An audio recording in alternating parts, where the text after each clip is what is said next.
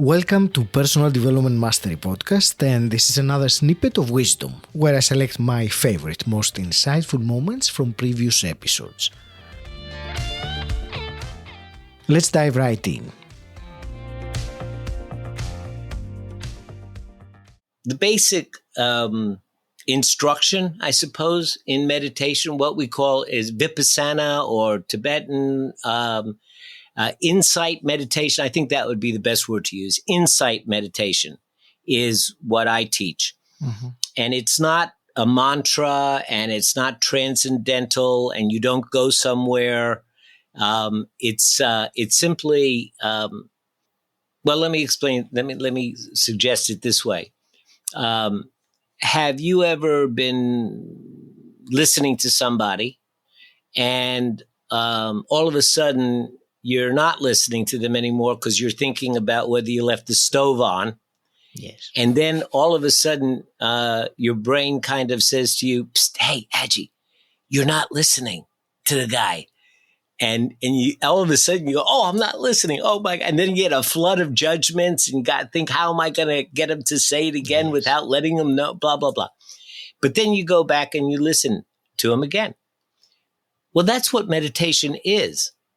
That's exactly what meditation is, except for the fact that you do it intentionally instead of letting it just happen. And therefore you notice what's going on more. So the instructions are, form the intention to put your attention, say, on your breath or a candle. And then in 3 seconds, your mind's going to wander. It's going to go off someplace. And that's because evolutionarily, when we lived in the jungle, we were always scanning for danger. And we are constructed for our minds to wander and scan. Mm-hmm. That's how we evolved. That's the animal that we are. So it's completely normal.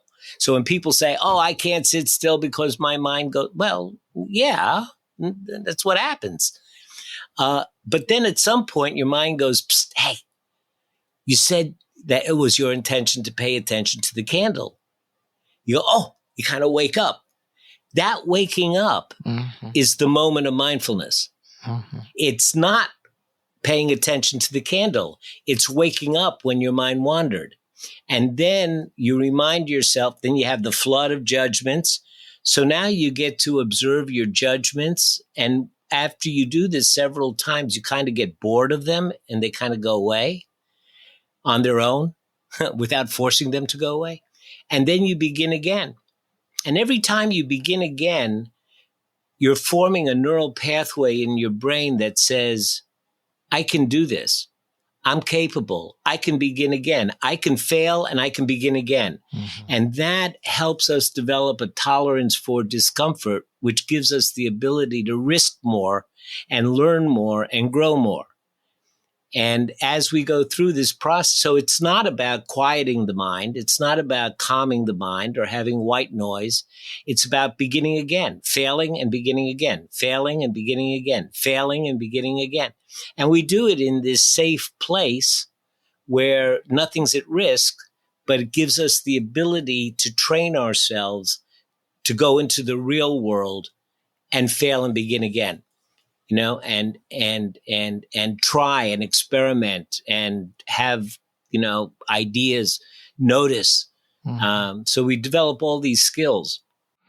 And I think a great benefit of being able to have this moment of mindfulness, as you called it, that waking up from the internal dialogue.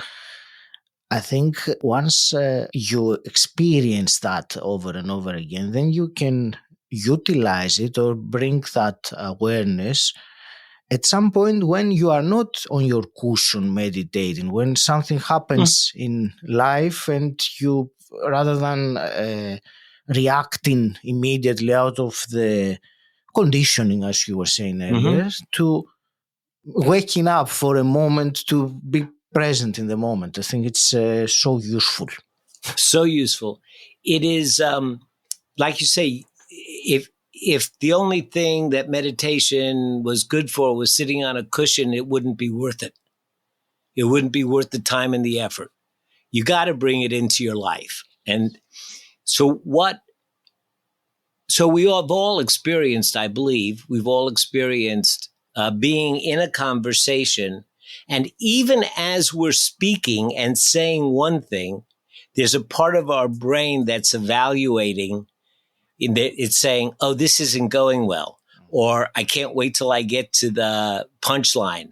Or, oh, I think I forgot the punchline. And so there's this part of our brain that's commenting on us, even though while we're speaking. Now, when that just happens of its own accord, it just happens, it's not very helpful. But when we pay attention to that other voice, the commenting voice, when we pay attention to it, what we find is that from that place in our mind, there's a certain stability. It's not thrown by emotions as much. So going back to the river metaphor, so there's a stream of consciousness and there are leaves and logs. Those are our thoughts. And it's like we're holding on to a log floating down the river. And then we go into the white water, or then we go for a waterfall, and all of life is affecting us. And of course, we're emotional about it. But that other part, the part that comments, as we begin to become more familiar with that and intentionally pay attention to it, we begin to reconnect with it. And, depending on, your perspective, if you're, a psychologist, you might call it your intuitive mind or your authentic self. If you're spiritual, you might call it your soul. But whatever it is, when we pay attention to it and we reconnect to it, we find that we can watch ourselves on the log in the river from that place of being the observer. And as the observer, there's a certain stability of mind and a certain peacefulness of mind, even as I'm getting angry, even as I'm feeling grief, even as I'm feeling joy, I am still observing it from another place at the same time. And from that place, that's when people talk about peace and tranquility. It's not that I have removed myself from the ups and downs of life. It's just that I've found another place where at the same time I can be more stable. And so to give you an example, just the other day, I was in the grocery store and I was in a big rush. I had to get to class and, so I was in a big rush and I had a couple of things, and you're looking at the different cashier lines and trying to find the shortest one. And I see a lady, she's got 5 or 6 items in a basket. And I said, oh, she's going to be quick. So she goes up, and as soon as she gets to the cashier and I'm behind her, I'm in a rush, and she opens up a 3-ring binder with a bunch of coupons.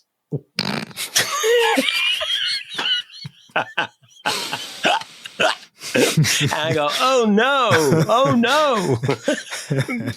So, you have a choice. You can either sit there and grumble and be upset, or pay attention to my breathing. Just go into that, just go back and be the observer and watch myself getting anxious and watching myself being antsy. So the antsiness, just becomes something I'm watching. And that's where I'm coming from. So that's how you take it into your everyday life. And you notice what you're doing, and you notice when you say something that didn't work very well. So maybe the next time you'll say it different, or maybe the next time or the next time. It's all good. If you enjoy listening and appreciate what we're doing here, the quick, simple favor I'm asking of you is to click the subscribe button. Until next time, stand out, don't fit in,